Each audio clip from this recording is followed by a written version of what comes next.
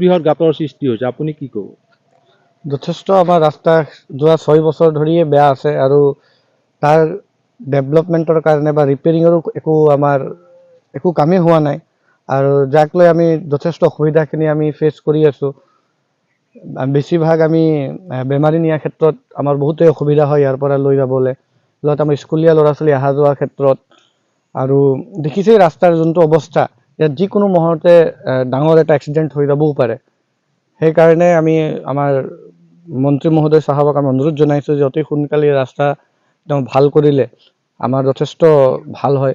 পথ আপোনাৰ মিছাৰ পৰা আৰম্ভ কৰি কেলেডিন টি ষ্টেট, হাতীগাঁও, নিজৰি, বামুণী হৈ আপোনাৰ চাগমুঠি টি ষ্টেট, চিকনি বৰহলা হৈ তেঁতুলগুৰি 37 নং ঘাইপথত সংযোগ হৈছে।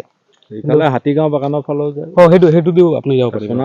সোণাজুৰি, আঞ্জুক পানী, এই গোটেইখিনি এৰিয়াত মানুহ মানে এই পথটো বেয়া হোৱাৰ কাৰণে ভুক্তভোগী হ'বলগীয়া হৈছে।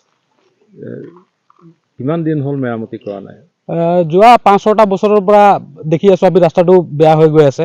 এতিয়াতো আৰু অৱস্থাই নাই, এই যেনেকৈ হৈ আছে এতিয়া মানে গাড়ীটো বহুত ডাঙৰ কথা। এতিয়া আপুনি বাইক এটাও ভালকৈ চলাই যাব নোৱাৰে, চাইকেল এটাও ভালকৈ চলাই যাব নোৱাৰে, এনেকুৱা অৱস্থা হৈছে।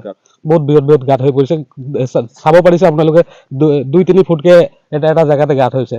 এনেকুৱা পথ এটাত যদি এমাৰ্জেঞ্চি কেছত যদি পেচেণ্ট এটা লৈ যাবলগীয়া হয়, তেতিয়া আমাৰ বহুতখিনি অসুবিধাৰ সন্মুখীন হ'বলগীয়া হয়।